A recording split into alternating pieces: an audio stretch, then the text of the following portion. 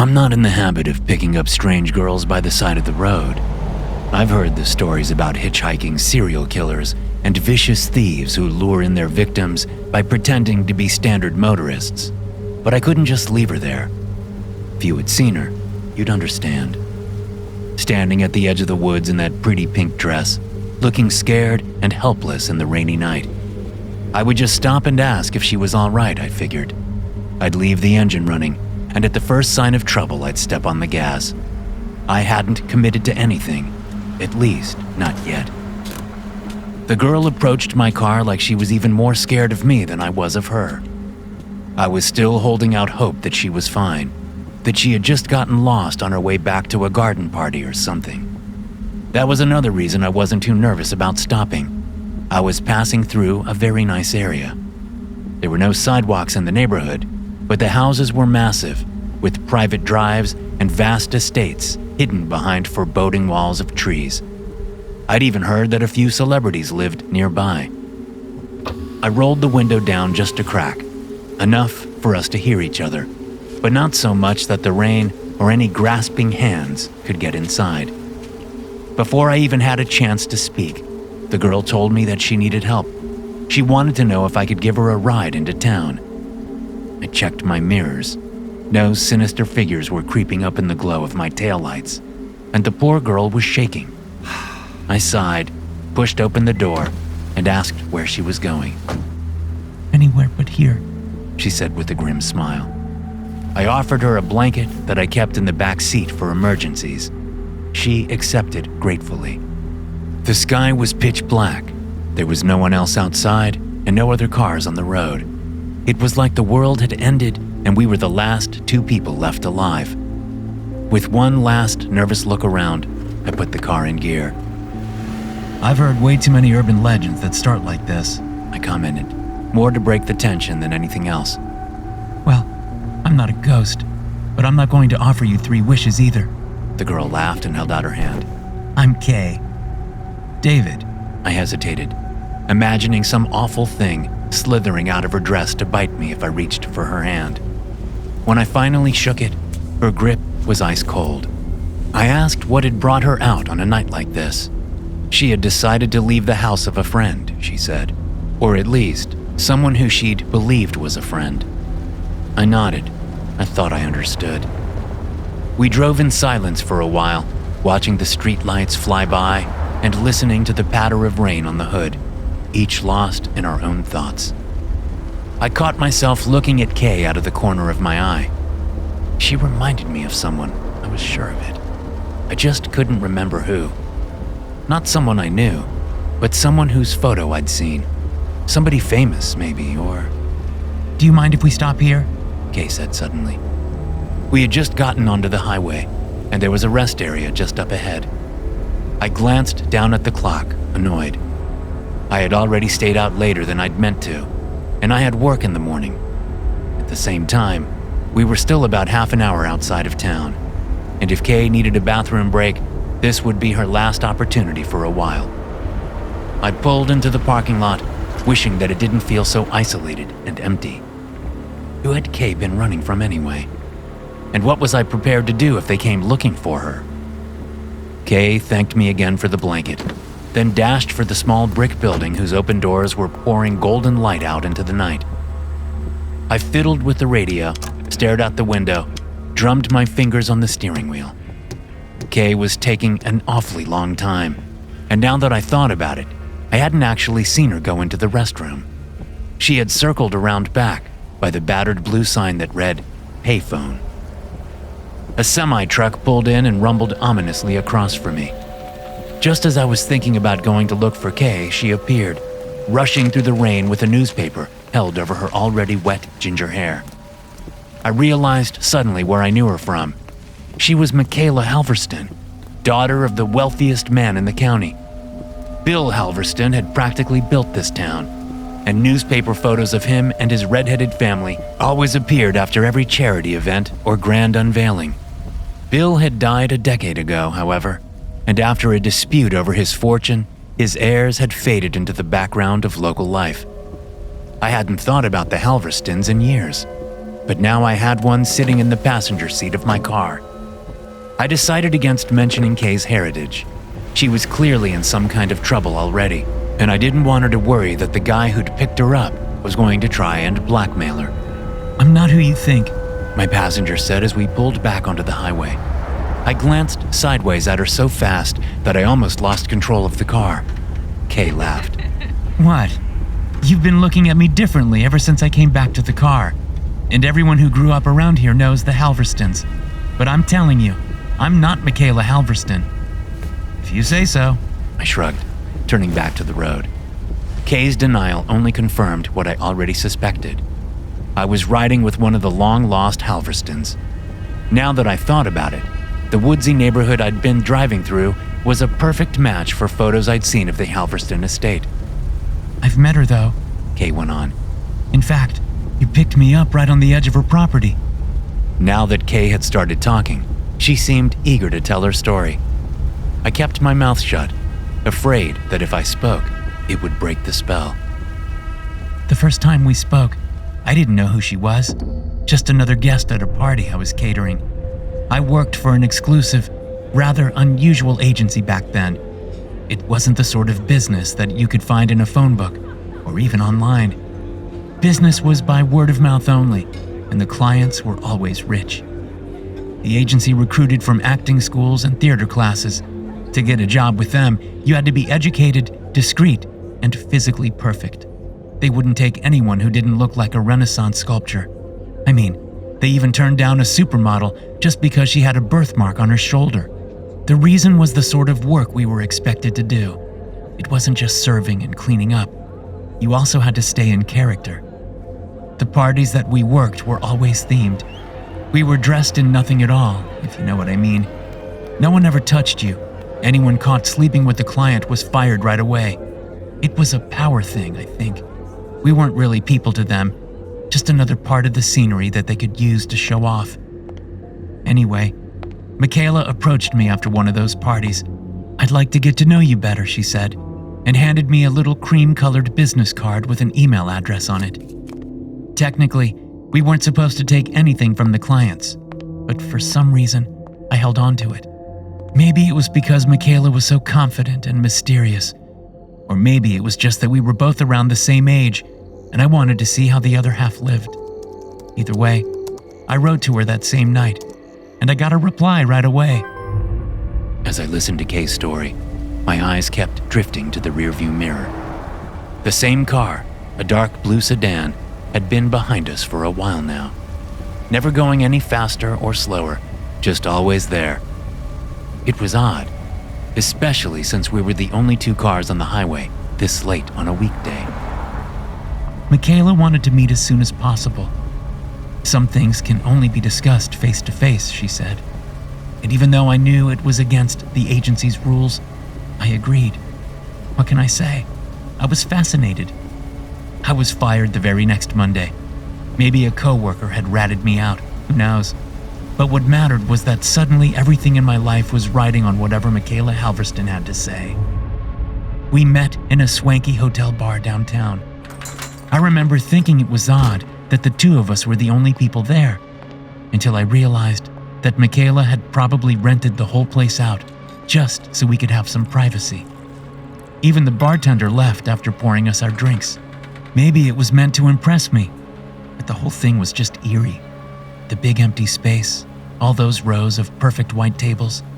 It was so quiet I could hear the rainfall and conversations on the street outside.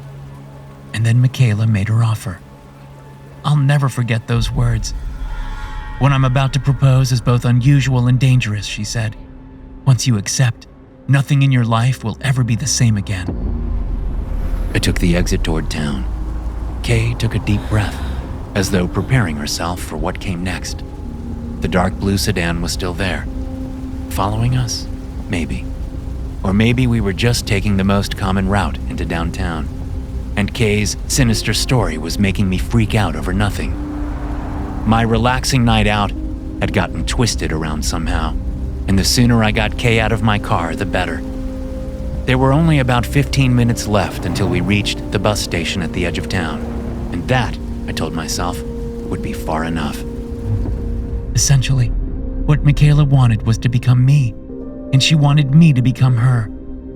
Growing up in such a rich, eccentric family had robbed her of the chance to have a normal life, and that, she said, was all she had ever wanted. In return, I would be able to live in luxury beyond my wildest dreams. The process, she warned me, would be the most intense thing I had ever experienced. We would be around each other 24/7, studying each other's mannerisms, altering our diets until our weight and body type matched, even undergoing surgical procedures to ensure perfect sameness. She was vague about the last part, but whatever it was, I thought for sure I could handle it. I had wanted out of my life for a long time, and it wasn't just anyone's identity that I was going to acquire. The main question on my mind was simply, why me? She answered that, out of all the actors at the party, I was the only one who really seemed to believe in my part. I was flattered, but it was only afterwards that I realized Michaela might not have been completely truthful about her reasons. Sure, there were warning signs, but I didn't notice them at the time. Like how the security system on the Halverston estate could be used for keeping people in just as easily as it could be used for keeping them out. Or how my phone mysteriously quit working as soon as Michaela's chauffeur took me through that big wrought iron gate. Bad reception, the chauffeur told me, and I believed him. Everything I owned was inside of the 2 suitcases that he wheeled into the room where Michaela was having me stay. It had been her bedroom, I realized. Michaela's smiling face stared down at me from every photo on the wall. Until today, that was the closest I came to making a run for it. I was about to apologize to the chauffeur and ask him to take me home when Michaela appeared in the doorway. She had just been taking a shower. She had her hair up in a big fluffy towel and was holding 2 cups of steaming blueberry tea, my favorite. Maybe that should have been another warning, but if it was, it went right over my head. Michaela explained that we were going to follow an intense routine, an hour with a personal trainer in the morning to ensure we both achieved the same weight and body type, then sessions on imitation with an ex-CIA consultant in the afternoon, where we studied each other's pasts and learned to imitate each other's gestures perfectly. During our free time in the evening, we usually went swimming or watched a movie. Somehow, Michaela always seemed to pick out my favorites. Occasionally, though, Michaela would disappear for a few hours at a time. She never mentioned where she went, and I knew better than to press her about it. I didn't want to jeopardize our deal by asking too many questions. The Halverston estate had a guest house, horses, bicycle trails, even a bowling alley. It had everything a person could want. Everything, I realized, except for freedom and contact with the outside world. There were a pair of Doberman guard dogs, cameras everywhere, and the double fences were electrified. For our safety, Michaela said, but I didn't feel very safe. Her security staff were a bunch of huge bald guys who looked like they'd committed war crimes in some gruesome Eastern European conflict. They hardly ever spoke, but they followed Michaela's orders just as obediently as her dogs. The truth was, I was scared of them. Then, during the second week, a doctor arrived on the Halverston estate. Dr. Grasny or something like that. I could never pronounce it. Looking back, it was probably an alias. Michaela explained that he was the plastic surgeon who would be taking care of the minor operations she had mentioned earlier. He was the opposite of those sinister guards Michaela kept around. He was tanned, cheerful, and smiling. He would have been handsome if he wasn't so fake. The white of his smile, the bronze of his tan, even the color of his eyes, they were all too intense to be natural.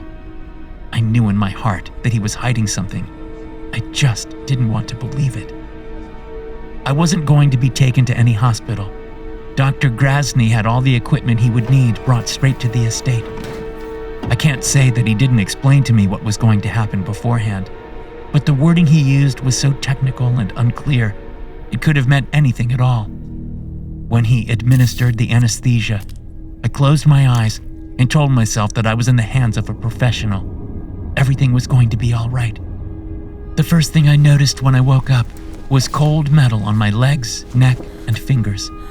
I didn't understand. I had thought Dr. Grasny was only going to make some minor changes to my nose and forehead. What the hell were those weird metal cages doing there? Why couldn't I move? Drop by drop, the horrible reality sank in. I had been an inch or two shorter than Michaela, my legs and fingers not quite as long. Dr. Grasny had broken them to stretch them out. There was a mirror on the wall, surrounded by magazine cutouts of Michaela's favorite bands and ticket stubs from places she'd visited. When I saw my reflection, it looked like I was trapped in some kind of medieval torture device. There was a shadow falling over me. Who knows how long Dr. Grasny had been standing there in the doorway, watching my reaction. Phase 1, he said, had been completely successful. He had high hopes for me, he said. I was going to be his masterpiece. By then I would have done anything to escape, but I was no longer able to. Dr. Grasny had fashioned a special box for my head, one with a screen and earphones. Home movies of Michaela's childhood flashed in front of my eyes nonstop, until I was no longer sure whether those memories were hers or mine. One night, I suddenly became aware of a scalpel sliding across my chest. I didn't know what was happening. Everything was pitch black. I couldn't move. Couldn't even tell whether my eyes were open or shut. Had I been given some kind of anesthesia again, one that had worn off? Rubber-gloved fingers slipped between my flesh and my skin. They were peeling it away. I could feel it slipping away from my limbs one after another, like it was a costume I was taking off. I could hear Dr. Grasny speaking above me. And now for my greatest triumph, a full-body skin transplant. Without warning, I could see again, and in Michaela's mirror, my grayish, stitched-up body looked like something out of a horror movie. I screamed and woke up. There were a lot more dreams like that, and while Dr. Grasny never took it that far, he came pretty close. I lost count of all the surgeries. It was just as sickening to think that somewhere, in some other room, Michaela was undergoing the same thing. By choice. She was mentally ill, I had no doubt about that now, but her wealth had allowed her to indulge her twisted fantasies instead of getting treatment for them. She had also been stalking me. How else could she have known exactly which foods and drinks I liked, my favorite movies, even the phrases I liked to use? It would have been easy for her to have me followed, to pay someone to even learn about me. Thoughts like that haunted me throughout the recovery process, but they felt less and less like my thoughts, and more like the thoughts of some scared, confused, low-class girl who had nothing to do with me. After all, I was the millionaire heiress Michaela Halverston, wasn't I? Whenever I caught myself, I'd retreat to a little mental refuge I'd made for myself. The hotel bar where Michaela and I had first met. There it was always warm, comfortable, and quiet. The rain was always falling gently outside, and the handsome bartender was always waiting a respectful distance away. More importantly, there I was me, the me who I had been before I'd signed up for this nightmare. If it wasn't for that sanctuary deep within my mind, I doubt I would have remembered any of this at all. Strength was coming back into my arms and legs. I could tell that Dr. Grasny's work was almost finished. In a few days, he told me, I would be able to take a stroll around the grounds and meet Michaela. I was morbidly curious to see how his other masterpiece had turned out. Once I was able to walk again, my first steps were to the scale. I was the exact same height and weight as Michaela. While I was asleep, someone had painted my finger and toenails with her nail polish. I was looking down at them, trying to figure out if they were really mine, when I heard a voice behind me. Wonderful, Dr. Grasny. She's the best copy yet. I hobbled around and saw Michaela, standing in the doorway with her hands clasped excitedly. She didn't look any different. She laughed when she saw my face. What on earth made you believe that anyone would ever want to be you? You're much better off like this. Before I could react, two of the guards lifted me off my feet. They were taking me out back to the locked, shuttered guest house that I had seen earlier. Michaela was coming with us. Now I knew where she had been slipping away to for a few hours each day. From the outside, it looked like an ordinary small, two-story townhome. But inside, the place was a sort of life-sized dollhouse. The walls, the curtains, the furniture, everything was frilly and pink, right out of a 5-year-old girl's dream. Maybe that was what Michaela had wished for back then, instead of gala parties and trips around the world. Regardless, it it was hers now, and so were its occupants. 4 other Michaelas hurried to greet us when we stepped inside. 4 other living dolls, with their ginger hair, slim bodies, and princess-style dresses. 4 other victims of Dr. Grasny's handiwork. I could see now that he hadn't been kidding. I was the best yet. Some of his earlier efforts hadn't turned out so well. One girl's nose had been badly stitched back on. Another was missing most of her hair. The third walked with this hideous, painful lurch. The leg lengthening hadn't gone quite so well for her, it seemed. The 4th girl looked just fine, except that she never blinked. Her real eyes had been replaced with glass ones to better match Michaela's color. Aren't we beautiful girls? Michaela asked with a little twirl as she skipped through the door. Yes, we are. Her corpses sang in a horrible chorus. Then she looked at me and repeated herself. Aren't we beautiful? She asked, and I felt the guard tighten his grip around my arm until it hurt. Yes, I told her. Yes, we are. And then Michaela announced that it was time for tea. It was like a nightmare. The guards had left us, but I was sure that they were still watching through the cameras that were mounted on the windowless walls. Michaela and her clones all sipped their tea in unison. When I accidentally broke the rhythm, she gave me a glare that sent shivers up my spine. My arm was already bruised where the guard had crushed it, and I was sure that they would do even worse to me if I displeased Michaela.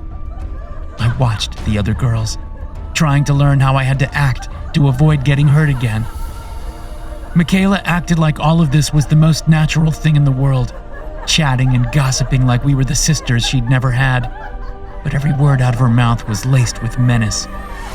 Whenever she told one of her clones to smooth out her dress or sit up straighter, the girl did it immediately and without question. I was right, I realized. Disobedience must have terrible consequences. Think about everything you've ever seen a spoiled toddler do with her toys, and you'll understand what Michaela did with us. The other girls were so frightened of her that they allowed her to position their bodies and change their clothes, just as if they were living mannequins. When Michaela finally left, they lay down where she had left them like dolls, waiting for their owner to return and play with them. Then the lights went out. Laying there in the pitch dark, I whispered to the other girls about escape. I asked if any of them had ever tried it, how long they had been here, and who had they been before. But no one answered. They only spoke, I realized, when Michaela spoke to them first, and even then they were careful to match her voice perfectly. The guards turned the lights on 2 hours before Michaela was expected to visit. We were fed tasteless slop that was meant to keep us the exact same weight as our captor, then given time to stretch, clean ourselves, and get dressed. Nobody spoke until the door burst open and Michaela greeted us, always with that same horrible phrase, Aren't we beautiful girls? Yes, yes, we are. The other girls had been completely brainwashed, and I realized that if I stayed in that frilly pink prison for much longer, I would be too. Even after just a few days, I was already feeling the effects of my programming. Was I really me? Or was I Michaela, at home in my beautiful dollhouse at last? A few weeks later, during tea time, one of the girls shattered a plate. Michaela was furious, but the only sign she gave was the redness in her cheeks and the way she nodded at the camera in the corner. 2 of the guards burst in and dragged the girl out back to do God knows what to her, while Michaela asked me to please pass her the scones. As I did, I noticed a shard of sharp porcelain on the table and slipped it up my sleeve. Michaela kept a total of 4 guards in the estate. If 2 of them were out back, the other 2 were probably elsewhere, on patrol or in the guardhouse. I realized that I might never get another chance like this. I swung the teapot at Michaela's head as hard as I could. The boiling liquid scalded her face. She shrieked and fell backwards out of her chair. Her clones all began an eerie imitation of her scream, wailing louder and louder while I fumbled on the floor for the keys. When I finally found them beside Michaela's handbag, I ran for the door. I was halfway across the enormous lawn when it started to rain. I could hear the Dobermans barking behind me. The remaining 2 guards must have seen what was happening and released them. If they caught me, I wondered what they would do. Throw me to the ground? Tear me to pieces? I felt an instinctive urge to climb a tree, and in the end, that was what saved me. There were a lot of big old trees on the Halverstons' property, and one of the biggest oaks was right up against the electric fence. From its middle branches, it was just barely possible to jump into the woods on the other side, then run out to the road and ask for help. And that, I realized, was how Kay and I had met. This wasn't a story of something that had happened long ago. It was still going on right now. The bright lights of the bus station glowed through the rain up ahead. "Here is fine," Kay said. "Are you sure you'll be all right?" I asked. "What if they come after you? I spotted this dark blue sedan earlier and, well, it keeps showing up, almost like it's following us." Kay looked confused. I checked in the rear view, and sure enough, the dark blue sedan was gone. Maybe her story really had me paranoid after all. Feeling secure at last, I switched off the engine, looked at the radio clock, and rubbed my eyes. It was even later than I thought. "Maybe it was nothing," I tried to reassure. "I didn't mean to scare you." To my surprise, Kay laughed. "Trust me, I've had more frightening experiences today." She stepped out into the rain and stretched like a person reborn, then looked down at me with a smirk. "You should see the look on your face. You really believed all that, didn't you? Didn't even consider the possibility that I might have made it all up, or maybe just switched some details around. Like maybe the girl named Kay missed when she swung the teapot. Maybe she never made it to the fence. Maybe the dogs took her down while she was halfway across the yard, but her attempt to run gave Michaela Halverston a fun new idea." Kay's smirk widened. "I've been looking to add a few boy dolls to my collection. You're not perfect, it's true, but it's nothing that Dr. Grasney can't fix." The back doors flew open. I hadn't relocked the car after letting Kay out. In the rearview mirror, I caught a glimpse of a bald head and merciless, beady eyes. A muscular hand shot out of the dark, trying to press a funny-smelling rag over my mouth. If I had struggled or tried to drive off, I would probably be in Michaela Halverston's dollhouse right now. Instead, I threw myself out of the car and crawled across the wet asphalt toward the bus station. The fumes from the rag made me dizzy, but a bus was turning into the parking lot and a security guard had stepped out to oversee it. Noticing the scuffle, he shone his flashlight our way. I doubted that Michaela's paramilitary thugs would have been too bothered by one middle-aged man with a plastic badge, but a busload of witnesses was another matter. As I gasped and choked, Michaela and her guards slunk backwards toward an idling dark blue sedan. She waved before she climbed inside. That insane grin still spread across her face. It was the sort of wave that meant, "See you soon." Of course, I went to the police with what I'd learned, but it was all just hearsay, nowhere near enough for a warrant to search the home of our town's greatest benefactor. Weeks have passed with no sign of the dark blue sedan, but I still don't feel safe. Maybe Michaela is having me followed, just like she did with the real Kay. Maybe I'm already scheduled to wake up on an operating table in her childhood bedroom, staring up at those smiling photos on the wall while Dr. Grasney describes what he's about to do to me. Or maybe Michaela has forgotten about me completely. Maybe she's already moved on. Maybe she's out there right now, standing on the side of the road, waiting for another toy to come along. Thanks for listening. If you enjoy these stories, be sure to subscribe to the podcast and check out some more of my episodes here.